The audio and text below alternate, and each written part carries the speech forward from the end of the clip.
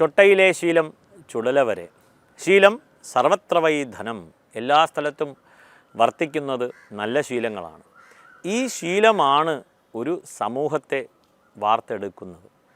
നമ്മളെല്ലാവരും നിസാരമായി കാണുന്ന കുറച്ച് ശീലങ്ങൾ, അത് നിസാരമായി കണ്ട് കണ്ട് കണ്ട് കണ്ട് അത് തുലോം തുച്ഛമായി ഇല്ലാതായി പോയ ശേഷം അച്ഛനമ്മമാർ ജ്യോതിഷികളെ സമീപിക്കുകയാണ്. എൻ്റെ മകന് എൻ്റെ മകൾക്ക് വിവാഹമാകുന്നില്ല, ഇല്ലെങ്കിൽ പറഞ്ഞാൽ കേൾക്കുന്നില്ല, കൂട്ടുകെട്ട് മോശമാണ്, ലഹരിക്ക് അടിമയാണ്, അവരുടെ ജീവിത രീതി എങ്ങാണ്ടോ പോകുന്നു, അച്ഛനമ്മമാരെ വകയില്ല, സംസാരിക്കുന്നില്ല, അമ്മയുടെ അടുത്ത് സംസാരിക്കുന്നില്ല എന്ന രീതിക്ക് വരെ എത്തിച്ച ശേഷം, അതായത് സ്റ്റേജ് 4 ക്യാൻസർ വന്ന ശേഷം നേരെ ഒരു ദൈവജ്ഞൻ്റെ അടുത്ത് വന്ന് പറയുകയാണ്, എന്തെങ്കിലും വല്ല പരിഹാരമുണ്ടോ, വല്ല ഹോമം ചെയ്യാമോ? ഒരു സുദർശന ഹോമം കഴിച്ചാൽ, ഒരു അഘോര ഹോമം കഴിച്ചാൽ, ഒരു മൃത്യുഞ്ജയ ഹോമം കഴിച്ചാൽ ഇതെല്ലാം നന്നായി പോകുമെങ്കിൽ എത്ര നന്നായേനെ. ഇത് ജനിച്ചപ്പോൾ അങ്ങ് കഴിച്ചാൽ പോരെ, അടുത്ത ഒരു 70-80 കൊല്ലത്തേക്ക് അത് ആ 3 ഹോമം നമ്മളെ സംരക്ഷിക്കുമല്ലോ. അപ്പോൾ ഇതിൽ നാം ചിന്തിക്കുന്നത് ഒരു അതിൻ്റെ പെർസെപ്ഷൻ, അതെന്താണ്, എങ്ങനെയാണ് അതിനെ നോക്കി കാണേണ്ടത് എന്നുള്ളതാണ്. ഇതൊന്നും നമ്മൾ ചിന്തിക്കാതെ ഓരോ ദിവസവും ഇങ്ങനെ കഴിഞ്ഞു പോരുകയാണ്.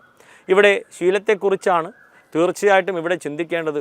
കൊച്ചു കുട്ടിയായിരിക്കുമ്പോൾ തന്നെ, അതായത് ഇൻഫാൻ്റ് സ്റ്റേജ്, 1 വയസ്സ് 2 വയസ്സ്, അപ്പോൾ തന്നെ ഗർഭാവസ്ഥയിൽ തന്നെ തുടങ്ങുകയാണ് സ്വഭാവ രൂപീകരണം. അതായത് ഏവർക്കും അറിയാം, സ്വാതി തിരുനാൾ ഇന്ന് പഠിപ്പിക്കുന്നുണ്ടോ എന്ന് പോലും നമുക്കറിയില്ല. കാരണം ഇതെല്ലാം സ്വാർത്ഥ താല്പര്യങ്ങളിൽ മാറിപ്പോയിക്കൊണ്ടിരിക്കുകയാണ്. ഗർഭശ്രീമാൻ എന്ന് ഏവർക്കും അറിയാമത്. അങ്ങനെ സംഗീതം കേട്ട് കേട്ട് ഗർഭാവസ്ഥയിൽ തന്നെ ഇരിക്കുന്ന കുട്ടി ആ വാസനയോട് കൂടി ജനിക്കുകയാണ്.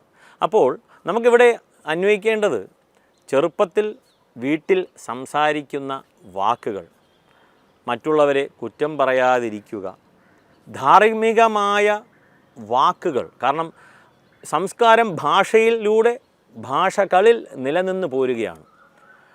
ആ ഭാഷ ഉപയോഗിച്ചുകൊണ്ട് നല്ല വാക്കുകൾ പറയുന്നു, നല്ല ശീലങ്ങളെ സംസാരിക്കുന്നു. ഈ കൊച്ചുകുട്ടി ഇതെല്ലാം കേൾക്കുകയാണ്. ഒരു ഭാഷ പഠിക്കുന്നത് പോലെ തന്നെയാണ് കൊച്ചുകുട്ടി പഠിച്ചു വളരുന്നത്. സ്വഭാവ രൂപീകരണം അങ്ങനെ തന്നെയാണ്. അങ്ങനെ പോകുമ്പോൾ നമ്മളുടെ വീട്ടിൽ എന്താണ്, അച്ഛനും അമ്മയും വഴക്കാണ്, പ്രൊഫഷണൽ അടി വരെയുണ്ട്. അതായത് അച്ഛൻ ജനറൽ മാനേജർ ആകുകയാണെങ്കിൽ ഇനി വൈഫ് VP ആകാനുള്ള ശ്രമം, ഇവർ തമ്മിലുള്ള പ്രൊഫഷണൽ അടിയുടെ ഇടയ്ക്ക് കുട്ടി വിമ്മിഷ്ടപ്പെടുകയാണ്. ഇന്ന് ഒരുപാട് വിഷയങ്ങളുണ്ട്.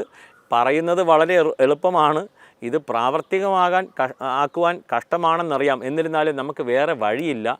സത്കർമ്മം സത്കർമ്മ ഫലം, ഇത്ര മാത്രമേ ഉള്ളൂ. നല്ല കർമ്മത്തിന് നല്ല കർമ്മഫലം. അപ്പോൾ ഇവിടെ ശീലം എന്നുള്ളത് കുട്ടിക്കാലം മുതൽക്ക് തന്നെ തുടങ്ങേണ്ട ഒരു വിഷയമാണെന്നും, ചെറിയ ചെറിയ ശീലങ്ങൾ നമ്മൾ എന്താണോ കുട്ടികളിൽ നിന്നും പ്രതീക്ഷിക്കുന്നത് അത് നാം ചെയ്യുക എന്നുള്ളതാണ്.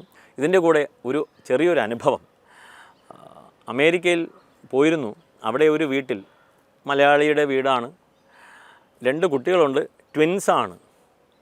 ആ വീട്ടിൽ കുട്ടികളുടെ മുമ്പിൽ അച്ഛനമ്മമാർ മൊബൈൽ ഫോൺ ഉപയോഗിക്കില്ല, വീട്ടിൽ TV കാണില്ല, എപ്പോൾ നോക്കിയാലും സത്ചിന്തകൾ, നല്ല സംഭാഷണങ്ങൾ, തറയിലിരുന്ന് ഭക്ഷണം കഴിക്കുന്നു. അമേരിക്കയിലാണെന്ന് ഓർക്കണം.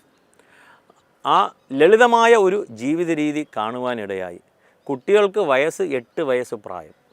അവർക്ക് ചുമ്മാ ഇരിക്കുന്ന സമയം, ഇല്ലെങ്കിൽ ഇടവേളകളിൽ കളിക്കുക. അച്ഛനമ്മമാർ അവരുടെ കൂടെ കളിക്കുകയാണ്. രാത്രി പുസ്തകം വായിക്കുന്നു. അപ്പോൾ കുട്ടികൾ നോക്കുമ്പോഴെല്ലാം തന്നെ അച്ഛനും അമ്മയും പുസ്തകം വായിക്കുന്നു, ഇല്ലെങ്കിൽ ഭാഗവതത്തെപ്പറ്റി സംസാരിക്കുന്നു, ഭഗവത്ഗീതയെപ്പറ്റി സംസാരിക്കുന്നു, എന്നിങ്ങനെ മുന്നോട്ട് പോവുകയാണ്. അവിടെ വലിയ വലിയ ആൾക്കാരുടെ കീർത്തനങ്ങൾ കേൾക്കുന്നു, എന്നിങ്ങനെ സത്പ്രവൃത്തി ചെയ്ത് മുന്നോട്ട് പോകുന്നു.